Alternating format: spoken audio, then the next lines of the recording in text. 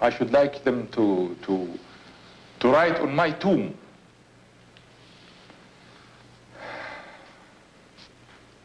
He has lived for peace, and he has died for principles.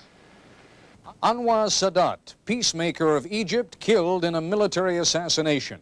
Tonight, in a special extended edition of Nightline, we'll focus on what lies ahead for Egypt, for the Middle East, and for the United States.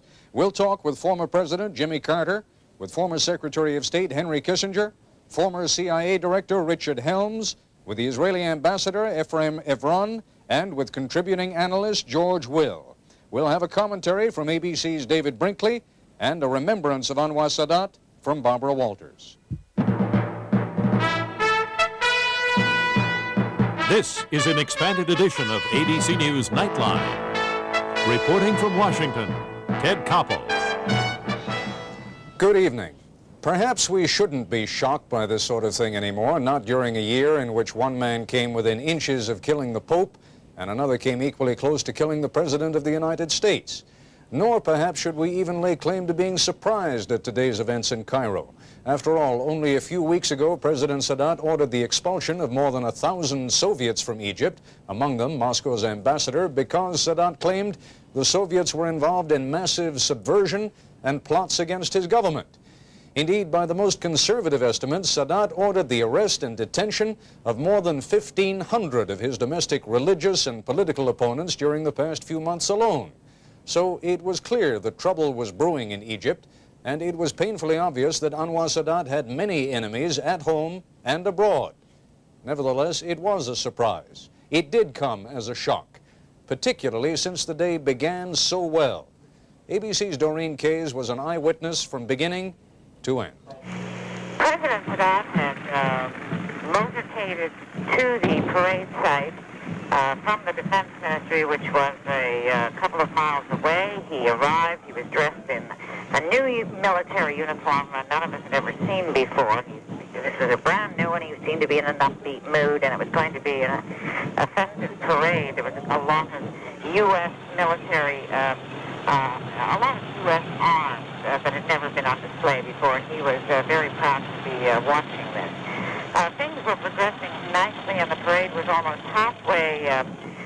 We were halfway through the parade. There were jets roaring overhead in a very low fly path, a rather frightening one, when suddenly a grenade was thrown. It took seconds to realize that the bullets were for real.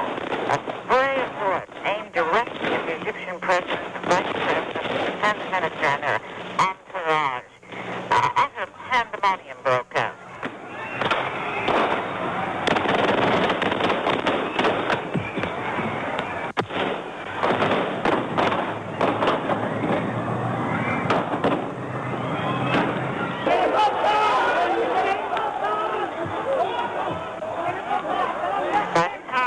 Got back to the reviewing stand, which was only a matter of minutes.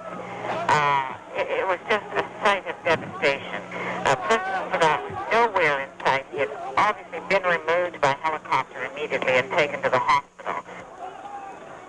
According to the official Middle East news agency, President Sadat was dead on arrival at Mahdi Military Hospital here in Cairo. According to the official medical report, Sadat was unconscious, had no pulse or heartbeat. His eyes were open and he did not respond to light. He had no movement in his body. He had 2 bullet wounds in the chest, 1 in the left temple, 1 in the neck, 2 bullet wounds in the left leg above the knee, and 1 bullet wound in the arm, and blood flowed from his mouth. Doctors failed to revive the president with blood transfusion, shock treatment, and heart surgery. The unofficial list of casualties in the assassination attack include 8 dead and 27 wounded. Among the injured are 3 American military officers and an American military contractor. The mood in Egypt tonight remains one of shock as the country begins 40 days of official mourning. Ted? Been a great deal of speculation today about who was behind the Sadat assassination plot, and although nothing is known for certain, correspondent David Ensor has a report on some of the suspects. It's a question that is haunting U.S. intelligence officials. Sadat's killers, they believe, were discontented Egyptians with obvious help from supporters in the military. But those Egyptians may have had foreign help. A prime Egyptian suspect is a man named Syed Eddin al-Shazli, a former Egyptian chief of staff of the military, who in 1978 established an anti-Sadat front based in Syria, a group which is in fact one of the two claiming to have arranged for the murder. The Shazli group has backing from Libya's Colonel Gaddafi, a sworn enemy of Sadat, as well as from Yasser Arafat of the Palestine Liberation Organization, and from Syria's President Assad. Another suspect is a man named Abdel Salam Zayat, a former deputy prime minister arrested among 1,500 others during Sadat's recent crackdown on dissent. Egypt's government newspaper said Zayat was a Soviet agent of the KGB who had recruited a group of Egyptians, codenamed the Swamp, to bring down the Sadat regime at any price. In the coming days, U.S. intelligence will prepare an assessment for President Reagan on what evidence there is of Russian or Libyan or other outside involvement. That assessment could affect future U.S. foreign policy dramatically. But officials stress Sadat's courage earned him many enemies. We may never know for sure who ordered his death. David Ensor, ABC News, Washington. One of those mentioned by Correspondent Ensor, former Egyptian Chief of Staff Saad-eddin el-Shazli, appeared on Libyan television tonight, urging the people of Egypt to overthrow the government left by Sadat. General el-Shazli did not himself claim responsibility for the killing, but an anonymous phone call to news agencies in Beirut said the assassins were members of a group headed by el-Shazli. It is not surprising that the first call for the overthrow of Sadat's political heirs should come from Libya. ABC's Carl Bernstein has a report on the long-standing enmity between Sadat and Libyan dictator Muammar Gaddafi.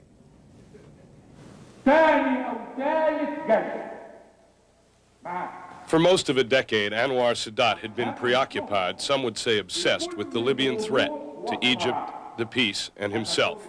He was convinced that Muammar Gaddafi wanted him killed, so convinced, according to American officials, that on several recent trips abroad, Sadat's plane was secretly protected by American AWACS on orders from the White House. 8 weeks ago, he arrived in Washington for his first meeting with Ronald Reagan. The public part of their agenda dealt with peace in the Mideast. The secret agenda, Libya, a series of discussions so sensitive that only a handful of officials know more than a few details. Since 1975, Mr. Sadat had periodically proposed sending a force of Egyptian troops into Libya, and on at least 2 occasions, according to American diplomats, he was restrained by the United States, most forcefully by President Jimmy Carter. Today, former ambassador to Egypt, Herman Alts, told me, "I passed the word from Jimmy Carter to Sadat that we could not support an invasion. The rationale was that it might not succeed, that the Carter administration could have good relations even with Libya, and that Congress would never approve in the era of post-Watergate reform." Alts was ambassador from 1973 to 1979. Many times, he said, Sadat talked about Gaddafi trying to kill him, described one or another Libyan assassination team picked up in Egypt. Indeed, Gaddafi publicly proclaimed that Sadat would be struck down, and today he was exultant. Last month, Sadat had canceled a visit to Austria after an assassination plot and stockpiled arms were discovered by authorities there. Ronald Reagan, according to his key aides, told Anwar Sadat that the United States and Egypt must isolate the Gaddafi regime and ultimately watch it fall. The two men were to discuss the matter again. And last week, Hosni Mubarak, Mr. Sadat's successor, undertook a mission to Washington to urge President Reagan to hasten that process, supply more arms to resist Libyan moves against Chad and the Sudan, and more important, resist any Libyan provocation of Egypt itself. Tonight, American and Egyptian intelligence authorities stress they have no hard evidence of who was responsible for Sadat's death. His enemies were many: the PLO, radical Muslims, the Soviets, the Iranians, domestic opponents. But Anwar Sadat, according to those who knew him best, was convinced that if he died violently, there would be little doubt about the forces behind his death. They were in Tripoli, he said, in Muammar Gaddafi's revolutionary Libya. Carl Bernstein, ABC News, New York. Perhaps the most definable starting point for what we now call the Middle East peace process was in the shuttle diplomacy missions of Henry Kissinger during the Nixon administration. Former Secretary of State Kissinger is standing by live now in our New York studios, and in our Washington studios, former CIA Director Richard Helms. Secretary Kissinger, what Carl Bernstein referred to as President Sadat's obsession with Libya, with Muammar Gaddafi, justified, do you think? I think it is justified. I wouldn't ascribe it to any particular plot. I would say that there has been a movement towards radicalism, a increasing reliance on violence, unopposed by the moderate forces, which created a climate in which a particular order didn't necessarily have to be given. But if one wants to pick a symbol of who represented this, one would certainly pick Gaddafi. Mr. Helms, we also heard during one of these earlier reports that the intelligence community now is going through a long process of analysis so that they can presumably report to the president on what happened, why it happened, who was behind it. Can you give us some insight to how that process takes place? Yes, certainly. The first thing that happens after a crisis of this dimension is that the intelligence community goes on a kind of alert. In other words, it becomes sensitized to anything else that might be happening in the world. For example, if there was a conspiracy involved here, the assassination attempt today and the killing of President Sadat might very well be a feint, a cover for some other military operation that might take place elsewhere while the world's attention is distracted. The thing that comes most readily to mind is that Libyans and the people in Chad might very well have decided to attack the Sudan, since they know very well that the Egyptians are very concerned about the status of Sudan and its relationship with Gaddafi. All of these things, therefore, immediately come to mind as possibilities, and every aspect of the intelligence community is working on trying to find out any tie that there might be to these events of today. Now, that will occur particularly in Cairo itself, where a genuine effort will be made to find out who was behind these men in military uniforms that did the shooting. I would say for the future of the Middle East peace process that it was to be hoped that these men acted alone, because if they were a part of a conspiracy, it will make things very difficult in the days ahead. Dr. Kissinger, what's your assessment? Do you think they did act alone? Is there any way that one can deduce from what has happened today and the manner in which it occurred? Well, it seems extraordinarily unlikely to me that a military unit of 7 men gets into a parade of elite troops without some high-level collusion, at least within the Egyptian military. But I don't really think that one should concentrate on whether a specific plot was hatched in Tripoli which culminated in the assassination. I think one has to address the general climate in which a little country of 2 million like Tripoli engages in terrorist activities from Northern Ireland to the Philippines, from Morocco to Saudi Arabia, and in which its votaries can always count on training and material support. And so to me it's really a secondary question whether this particular plot was in every detail developed in Tripoli. It reflects a climate of growing radicalism in the Middle East, which for too long has been effectively unopposed, and which has put the people who stood for peace and moderation and for friendship with the West into increasing jeopardy. That seems to me to be the real issue. But now, is it not true that Anwar Sadat on many occasions wanted, in fact, to invade Libya, and that the United States apparently was a restraining force? Why then? Well, the United States was not always a restraining force, and I think you showed a segment in which the restraining force was identified earlier in your program. Well, then let's talk about the administration that preceded that. During your term of office, for example, did President Sadat ever suggest that he wanted to invade Libya, and what message did the United States give him at that time? Well, during my period in office, we had first to complete various disengagement processes and to settle the remnants of the Arab-Israeli war. But I do not believe that President Sadat felt felt any major objection from the United States if he felt that Egyptian security required that he retaliated against Libyan pressures. Mr. Helms, what do you think the feelings of moderate Arab nations are on a day like today, I mean, do you think that they feel more or less confident of an association with the United States, that that is something to be desired or not to be desired?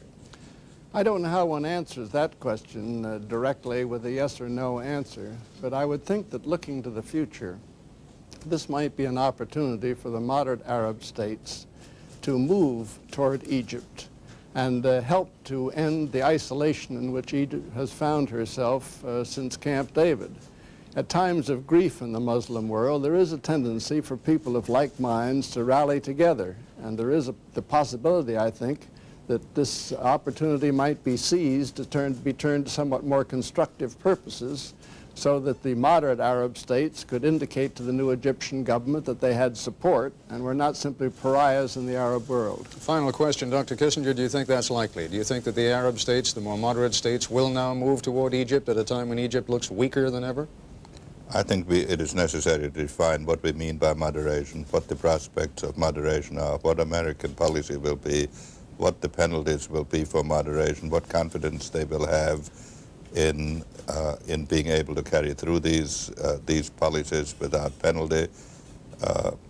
Sadat took off our shoulders the burdens of many difficult decisions, and now we have to assume those.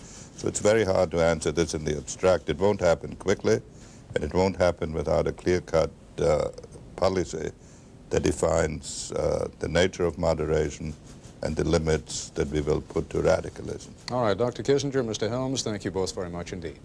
In a moment, an interview with former President Carter on the death of Anwar Sadat. It was Jimmy Carter, of course, who brought the Middle East peace process to its high point with the signing of the Camp David Accords between Israel and Egypt. Earlier tonight, we talked with former President Carter in our Atlanta bureau about the assassination of Anwar Sadat. President Carter, you must know that a great many people, not only in this country but around the world, are scared silly by what's happened today because they somehow feel in their guts, I think, that we are in a very dangerous period. What do you tell people? Well, the period is dangerous, and I believe that the events of the day have certainly not helped it. But I know Sadat. I know the Egyptian people fairly well personally and through him. I also know Hosni Mubarak, who will be the next president of Egypt. I realize, Ted, very deeply that the Egyptian people and the Israelis both realize themselves the importance of the peace process. And the last point I'd like to make is that the weak Arab nations, Jordan, Sudan, Saudi Arabia, and others, want stability and peace. They don't want to have an upheaval which might even cause a toppling of their own regime. So one reassuring factor is how important the peace process is and how important it is to control any further spread of terrorism and violence and disorder. And yet, Mr. President, some of the very nations that you mentioned were worried about jumping on board that peace bandwagon at a time when Anwar Sadat was alive and was very much in control. How much more worried must they be now? They're much more worried. A lot of those leaders that talk publicly in condemnation of Anwar Sadat privately would tell me how much they admired him and how much they hoped the Camp David peace process would work. So there's a difference between public playing to the radical group and their private thoughts, which I think are representative of the overwhelming majority of the people.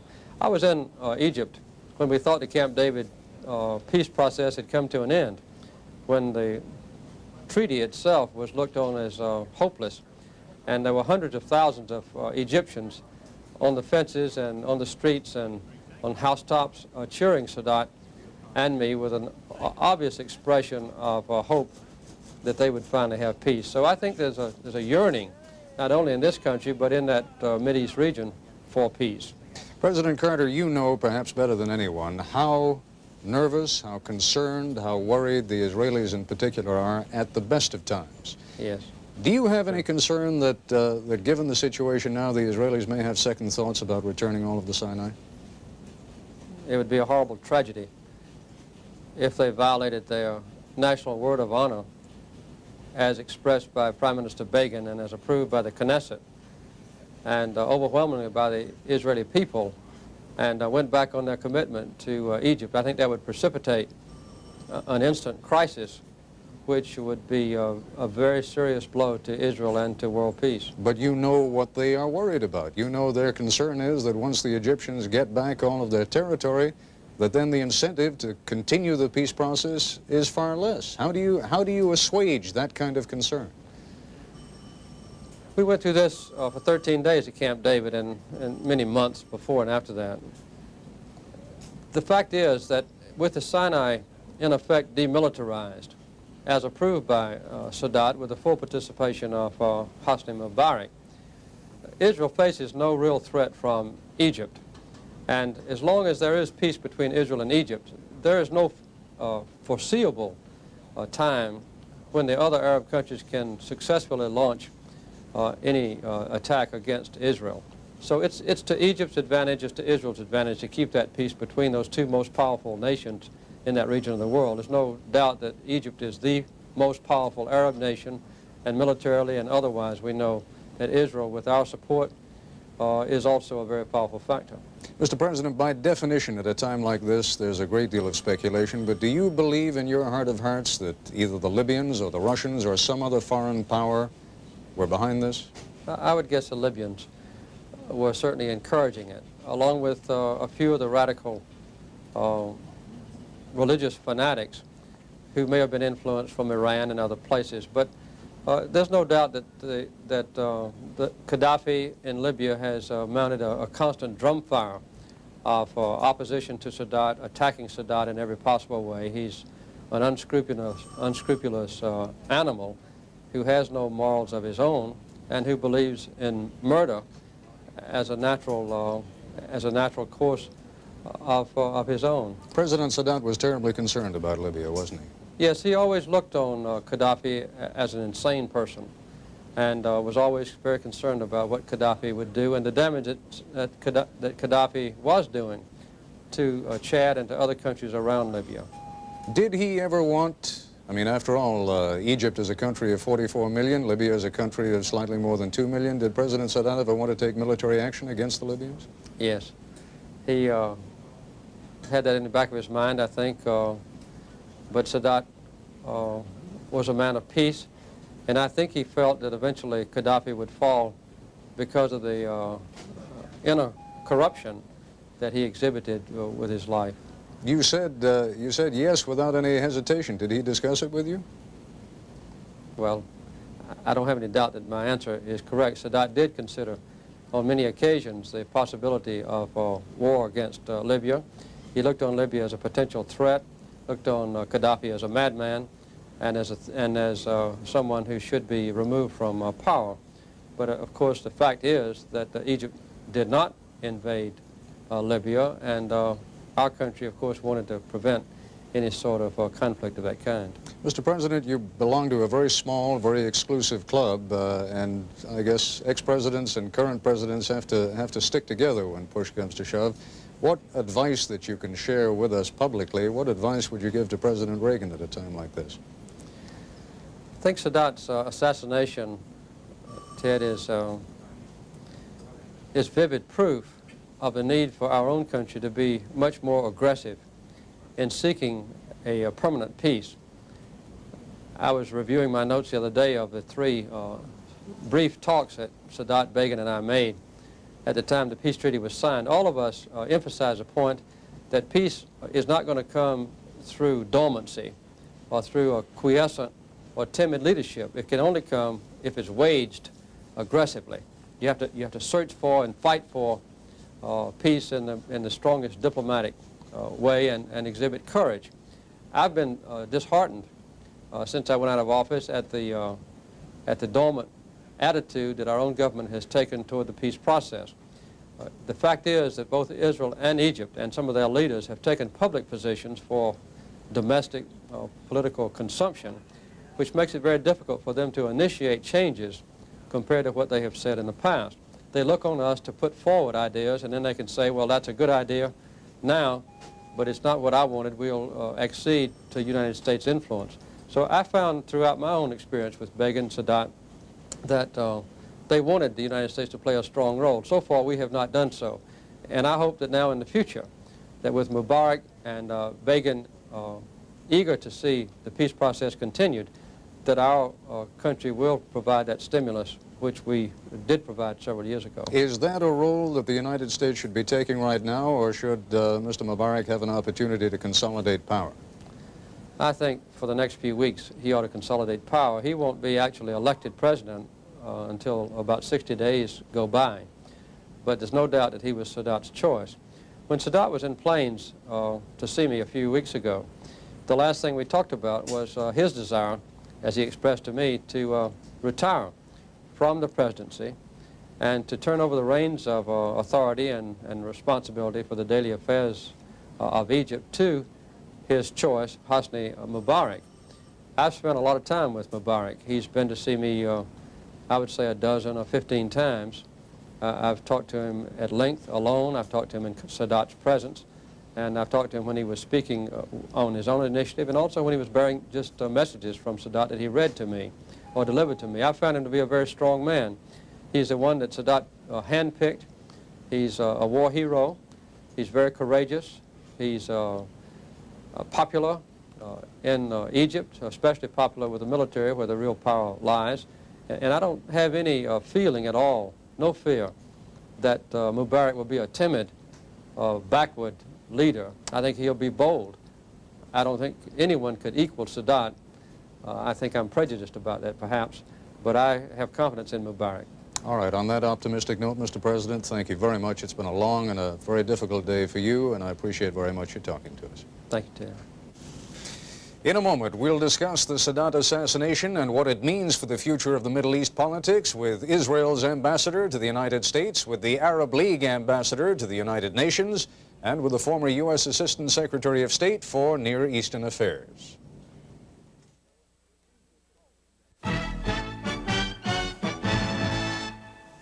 Aside from Egypt itself, there is perhaps nowhere in the world where the assassination of Anwar Sadat came as more of a shock nor more ominous for the future than in the state of Israel. Here's a report from correspondent Steve Shepard. 8 years ago today, the Israelis and the Egyptians were locked in bitter combat in the Sinai Desert. To Israeli Knesset member Menachem Begin, Anwar Sadat was a dangerous enemy. Tonight, Prime Minister Begin expressed sincere personal sorrow upon learning of the death of the Egyptian president. The people of Israel share in the mourning of the people of Egypt. We hope that the peace process, despite the cruel act of its enemies, will continue. As we know, President Sadat would wish with all his heart. But while Begin and others want the peace process to move forward, they are clearly worried. Israel is scheduled to close down 2 important air bases and finish its withdrawal from the Sinai Desert by this coming April. But if there are any signs that the new Egyptian government is moving away from the policies established by Sadat, that withdrawal will have to be reconsidered. We have until April when we have to leave the remaining part of the Sinai, for our settlers out of their houses and the farmers off their fields. And if there is some indication that the new man that takes over in Egypt is hesitant about continuing the peace process, is simply waiting for April in order to interrupt the process, then it's going to pose a big dilemma for Israelis. The question is whether the new president, and in a couple of months' time, will be strong enough to carry out the normalization, to keep his ambassador here in spite of opposition in his own country. If not, then Israel will have to think, to give another thought about the withdrawal. The Israelis have long feared that the peace agreement with Egypt might be dependent on the life of one man. That man is now dead, and Israel will be very cautious in dealing with his successors. Steve Shepard, ABC News, Tel Aviv. Standing by live now in our Washington studios is the Israeli ambassador to Washington, Ephraim Evron. At United Nations headquarters in New York, Clovis Maqsood, the Arab League's ambassador to the United Nations. And in our Washington studios, Harold Saunders, Assistant Secretary of State for Near Eastern Affairs in the Carter administration. Ambassador Evron, let's begin with what sounds like rather ominous voices coming from Israel right now. Is it possible that the agreement will not be carried out, that the withdrawal from the Sinai would not be carried out? if the agreement will be carried out or not does not depend on us. We assume, of course, that the Egyptian government, the new Egyptian president, will follow in the policies of President Sadat. In fact, he stated so today. And we shall wait and see how things develop. I would like to hope that the peace process would continue, and we are certainly devoted to that continuation. Secretary of State Saunders, you were an integral part of the Camp David process. Was there any contingency to the withdrawal? I mean, if, for example, President Mubarak, should he become president, decided to withdraw somewhat from this process, would that be sufficient reason for the Israelis not to withdraw from the Sinai? Well, nothing of that kind was written into the peace treaty, but I would start with the statement that Vice President Mubarak made today, that Egypt is committed to the continuation of that process, and I think we have to assume that it will go forward. Well, the question is whether he has the power to carry that forward, whether he has indeed the kind of following that is necessary to carry that forward. It was difficult enough for Sadat. I think the peace process in Egypt has very broad support. Therefore, I think there'd be popular support for Vice President Mubarak or the new president of Egypt to carry through on that process. I don't think, if there is disagreement with the policies of Egypt in the past, that it has to do with the peace agreement with Israel. It has to do more with other issues, such as the follow-through negotiations on peace between Israel and the Palestinians and its other neighbors, or Egypt's alienation from the Arab world. I think they're the issues that perhaps cause some Egyptians to be concerned about the future, but I don't sense that the peace that has been achieved is a major issue in Egypt. Ambassador Maksud, is it possible for a President Mubarak to continue the peace process with Israel and at the same time to mend fences with the rest of his Arab neighbors? Well, it looks to us that the word peace process has become a misnomer. I think it's an escapist term in order to cover up on continuity, because the lack of alternatives. It is very obvious that one of the compounding factors for the eroding popularity of President Sadat was the fact that when Mr. Begin met with Sadat last summer, and 3 days later the wanton attack on the Baghdad research facilities took place, at that moment it was obvious that the peace process was just a political fiction, and especially this was further proven when the whole Camp David agreements led, instead of an incentive for peaceful approach by Israel, to the proliferation of illegal settlements in the occupied territories, to the annexation of East Jerusalem in a defiance of the international community, and to the expanding aggression on Lebanon, culminating in the attack on Beirut with 300 and more civilians killed. So I'm not sure, Mr. Ambassador, and I was waiting for you to get around to it, but I'm not sure that I'm really getting an answer to my question, and that is whether it's possible for Egypt under a President Mubarak to move closer to her Arab neighbors. No, what I was trying to emphasize is that President Mubarak has to move towards the Arab constituency in direct proportion to his conviction that the peace process was a political fiction.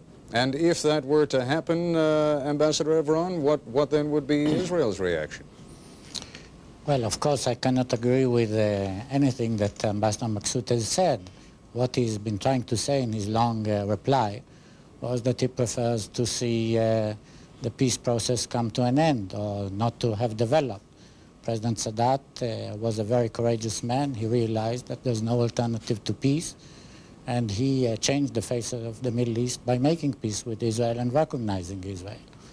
I believe, as Mr. Saunders has said, that he enjoyed wide support in Egypt in his peace treaty with Israel, and that we should continue.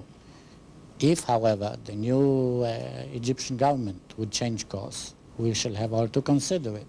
But I would hope that the American administration would encourage the Egyptian government to proceed with the peace process, with the Camp David process, would lend support to it, and would make it clear to the others who do not support it that they cannot hope for an American support.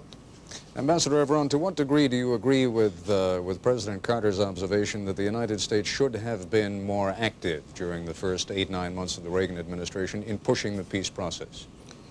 We have always pushed, if you want to use this word, for the continuation of the autonomy talks. We did not suspend them last year. We asked, even then, President Sadat to resume the negotiations. No, forgive me. I think his observation was that the United States government I'm is coming not to present. that. Yeah. And earlier this year, when the new administration took office, we appealed to it to resume the negotiations and to influence President Sadat to return to the negotiation table. So you agree?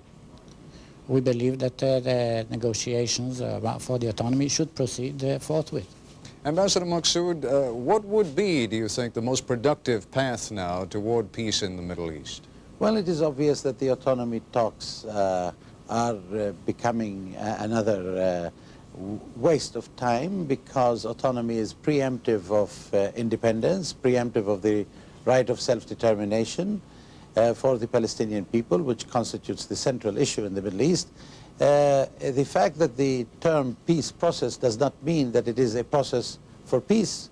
What has been advocated by the Arabs and by the international community is that the peace should be comprehensive, durable, and just. And in order to do so, the right of the Palestinians for self-determination should be the central and core issue in the overall approach to the Middle Eastern question. The whole problem with the Camp David agreements is that it sought to paralyze Egypt's presence in the Middle East in return to certain euphoric compliments that has been showered on the Camp David agreements, while the whole entire Arab national consensus from what you might call throughout the ideological spectrum has refused to adhere to it. And then the credibility of the Camp David agreements, even in the earlier phases of popularity within Egypt, has shown in recent months that that popularity has eroded immensely, and it has been compounded by the contempt with which Israel treated even the advocates of Camp David, whether Americans or Egyptians. Secretary Saunders, I'd like to go to you for a closing comment. Do you think that Hosni Mubarak can succeed where Anwar Sadat failed? I don't think it's a question of one man succeeding where another failed. President Sadat certainly did not fail. I can't buy the notion that the peace process is a fiction. A great deal has been achieved, with President Sadat being one of the major contributors since 1973 and 74. What that means, however, is not that the peace process is completed.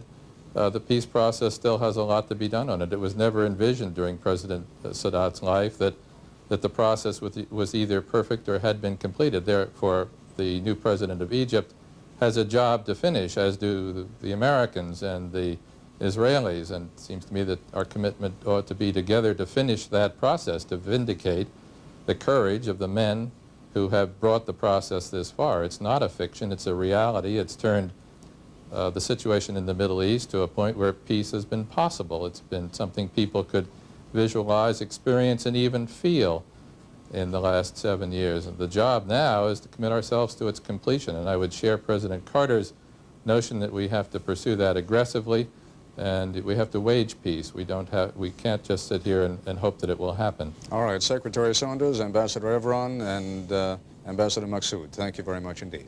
In a moment, we'll have reports from the White House and the Pentagon on the immediate impact of the Sadat assassination.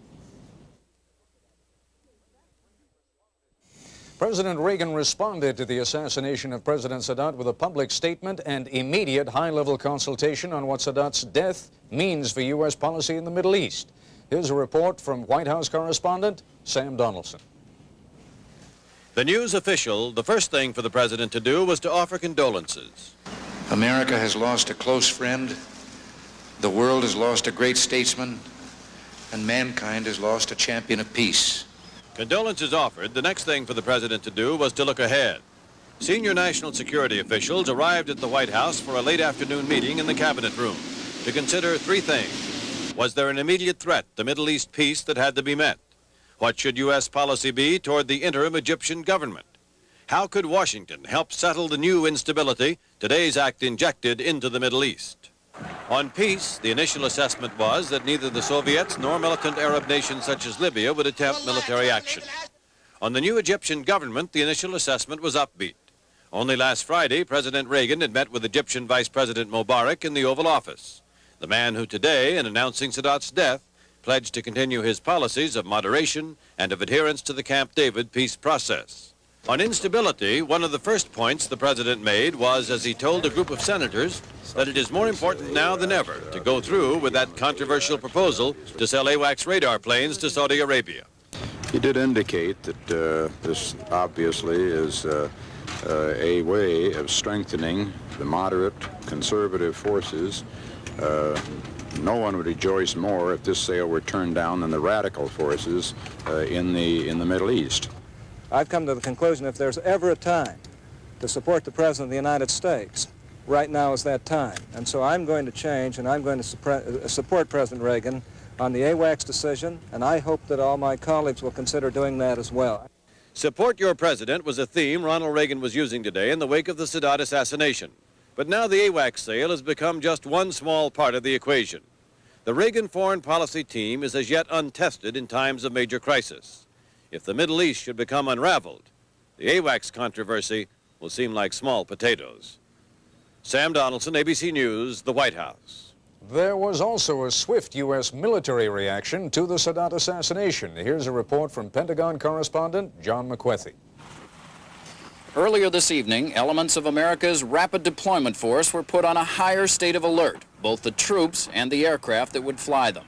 Ships operating in the Mediterranean were also boosted to a higher state of readiness.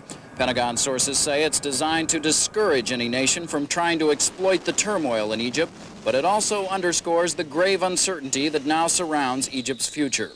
For the U.S. military, the impact of Sadat's death could be severe.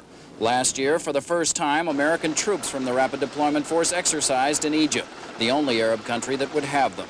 Another such maneuver was being planned in the next month or so, but it is now very much up in the air. Ras Banas is an Egyptian air base on which the U.S. plans to spend $100 million a year to build temporary housing for American troops. Permission for that project is based entirely upon handshakes between Sadat and Presidents Carter and Reagan. With Sadat gone, the future of this crucial forward base is uncertain. In the last 3 years, U.S. warships have enjoyed unimpeded passage through the Suez Canal, and American reconnaissance planes have freely flown over Egypt to keep track of the rest of the region. Both of these privileges are now uncertain. Egypt has more than $1 billion of weapons on order from the U.S., but with the exception of some old F-4 fighters and M-60 tanks, very little has been delivered. Sources say this has caused deep bitterness among factions of the Egyptian military who believe that Sadat never should have switched his allegiances to the U.S. from Russia. In an effort to win over some of these disenchanted military leaders in Egypt, and as a highly visible gesture to that country's new president, the United States is looking into ways to accelerate shipment of some of these long-delayed weapon systems. American military leaders want the world to know that although Sadat is gone, the United States continues to value Egypt as a friend that's worth fighting for. John McWethy, ABC News, the Pentagon. Standing by live now in our studios here in Washington is former White House Press Secretary Jody Powell. Jody, each of the past 4 presidents, and President Carter was no exception, has made a great thing of this close personal relationship with Anwar Sadat. Is it possible that too much was made of that too much reliance was placed on a relationship with one man? Well, I think you have to be very careful not to jump to conclusions such as that because of that close personal relationship. In none of these administrations, certainly not in the Carter administration, was American policy in the Middle East based entirely upon Anwar Sadat. President Sadat was a towering figure, a man whose very presence tended to dominate the scene, and because he was so courageous and moved so far, so fast, the focus was upon him. But American policy has always sought a comprehensive peace, a peace that recognized the security of Israel and the rights of the Palestinians. And no, I don't think our relationship with President Sadat was too close at all. Well, I'm referring, for example, to what Jack McWethy referred to with these handshake agreements with both President Carter and President Reagan. That does seem to place a rather heavy burden of responsibility on the relationship with one man. Well, as you know, it would be not possible to conduct diplomacy, particularly in sensitive areas, if every agreement between heads of state or heads of government had to be in the form of a formal treaty ratified by the Senate here in the United States. It would grind diplomacy to an absolute halt.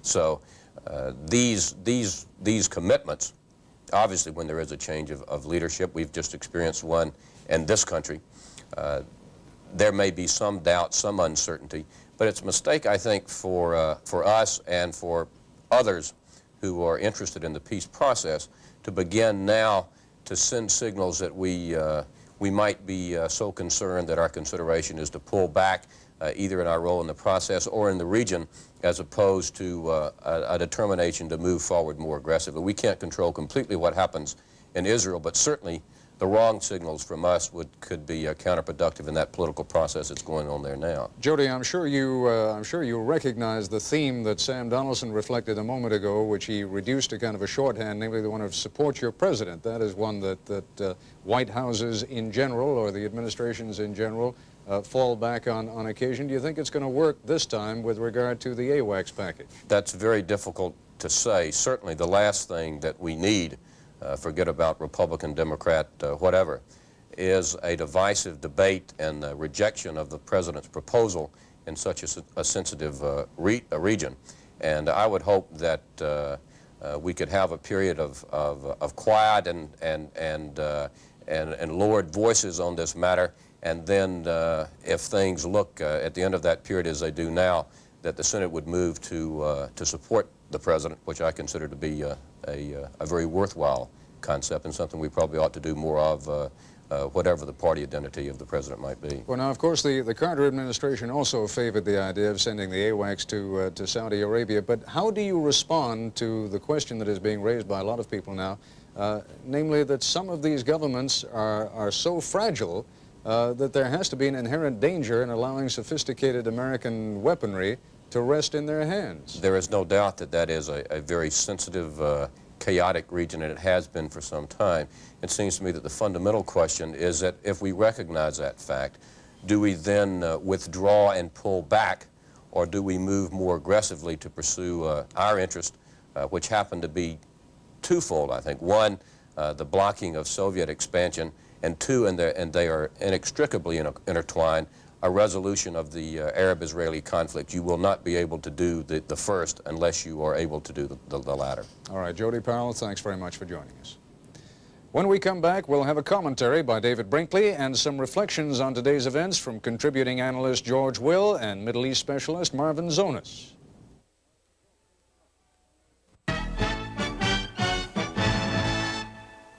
Standing by live now in our Chicago bureau is Professor Marvin Zonas of the University of Chicago, a frequent guest on Nightline, who is a student of both Middle East politics and psychology. Also joining us from our affiliate, WCVB in Boston, is our contributing analyst, George Will. George, a little bit of conflict, I suppose, between, on the one hand, those who are saying that Anwar Sadat was unique, a towering figure on the world stage, and those who are saying at the same time, but not to worry, Hosni Mubarak is going to continue the policies, maybe even as successfully.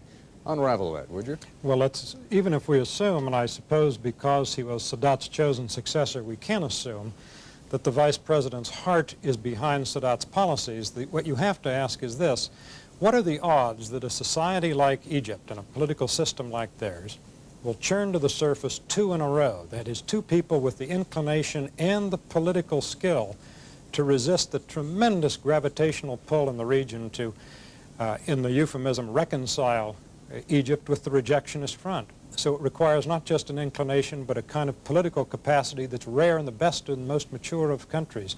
And Egypt is not the most mature, promising political society. What are the pluses and minuses there, George? What advantage would there be, for example, to Mubarak if he were to pitch everything now and reassume old relationships with the Arab world? Well, I don't know. There can be bribery, I suppose. I mean, the simple offer of cash. And in this regard, we have to wonder what our newfound friends, the Saudis, are going to do. Are they going to be a force for moderation at this critical moment with regard to keeping Egypt where the Saudis, we are told, say their heart is, which is with the West and with the moderates, such as they are in the Middle East? Second, the Reagan administration will, I assume, want to expedite ways of demonstrating the critical thing in the Middle East, which the Sadat assassination must call into question. That is it more dangerous to be the friend of the United States or its enemy? All right, Marvin Zonas, is it? Is it more dangerous? And if you were analyzing now what's going on in the inner councils of what we refer to as moderate Arab nations, what do you think they're saying about alliances or friendships or even a partnership with the United States these days? I think the issue is a crucial one. I don't think we can put it quite as simply as an association with or an alliance with the United States. It seems to me the key issue is whether or not the leader identifies with the United States. President Sadat, the late Shah of Iran, all had an identification with the United States which made them on the surface seem almost more American than they seemed either Egyptian or an Iranian. That's, it seems to me, where the Saudis have it over those two countries. They're very clear about retaining their Saudi identity while associating their policies with the West, and that's the course that these moderate states have to go. Yes, but I mean, in their association of policies with the West, they are also placing conditions, for example, on the receipt of these AWACS aircraft that may prove to be unacceptable to the U.S. Congress.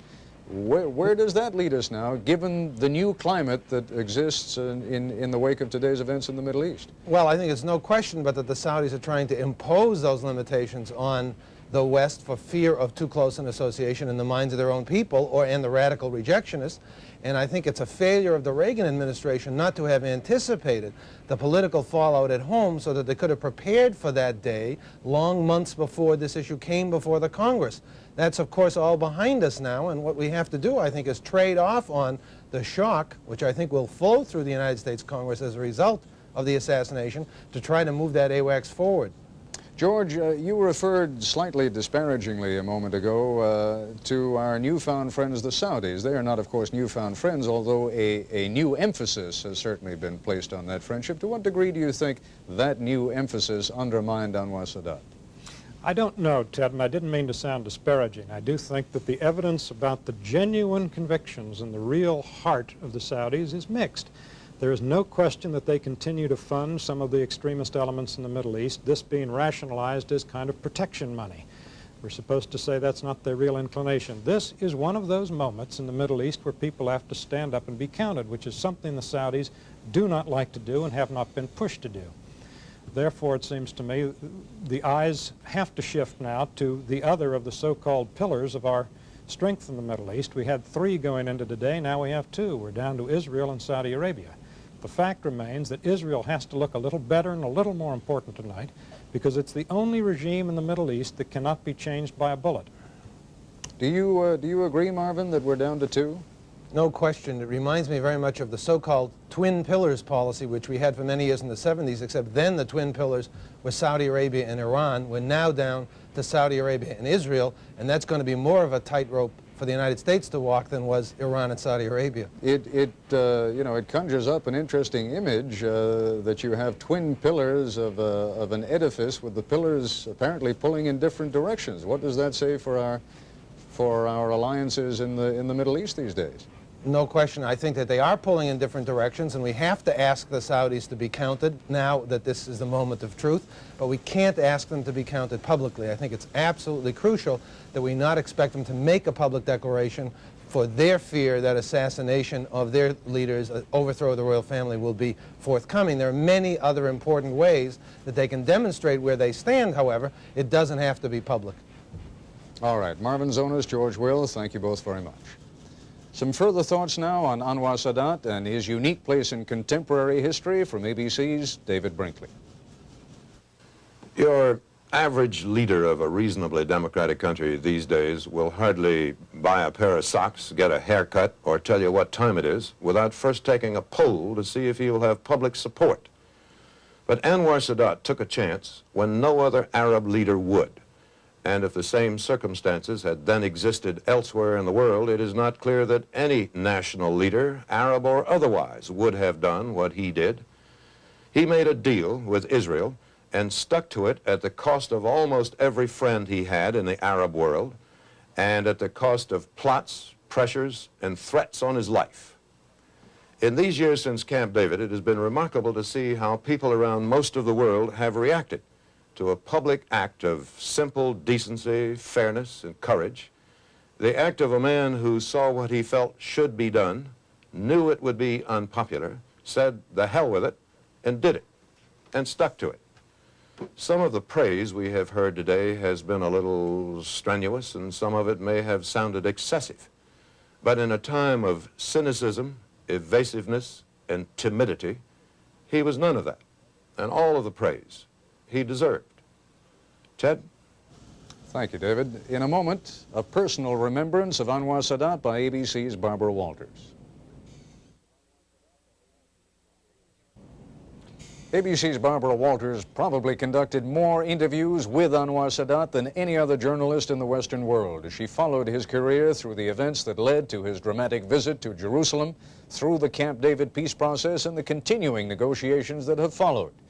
Finally tonight, then, Barbara Walters has some recollections of Anwar Sadat, beginning with his famous air journey from Egypt to Israel in 1977. I was among the few American reporters on the plane with President Sadat, and I asked if he would agree to do an interview from Jerusalem with Prime Minister Begin. Yes, he said, but not with the Prime Minister alone.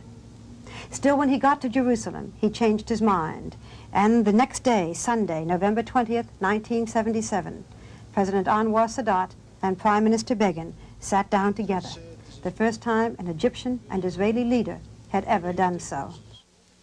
The two men obviously seemed to hit it off together. The interview had its humor, but it also had its moments of tension and disagreement. Will you invite Prime Minister Begin to come to Cairo? We shall be discussing this tonight.